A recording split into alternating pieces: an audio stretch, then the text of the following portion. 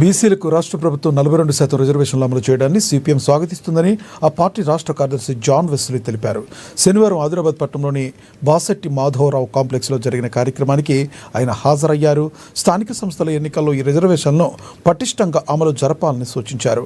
కేంద్రంలోని బీజేపీ ప్రభుత్వం బీసీలు 42% రిజర్వేషన్లు ఇష్టం లేక అమలు పరచడంలో జాప్యం చేస్తుందని విమర్శించారు. బీసీలకు 42% రిజర్వేషన్స్ అమలు చేస్తూ జీవో వచ్చిన తర్వాత ఇప్పుడంతా కూడా స్థానిక సంస్థల ఎన్నికల్లో రిజర్వేషన్స్ ప్రక్రియ అనేటటువంటిది కొనసాగుతుంది. బీసీలకు 42% రిజర్వేషన్స్ అమలు చేయడాన్ని సిపిఎం పార్టీ ఆహ్వానిస్తుంది. దాన్ని పటిష్టంగా అమలు చేయాలని చెప్పి ప్రభుత్వాన్ని డిమాండ్ చేస్తున్నాం.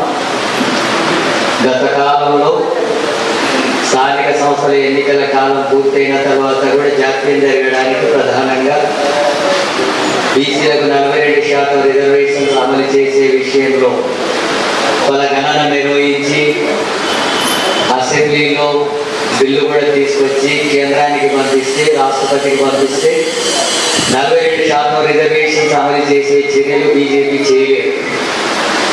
ఆ తర్వాత మళ్ళీ గవర్నర్కు బిల్లు రూపొందించి పంపిస్తే ఆ బిల్లును కూడా ఆమోదించకుండా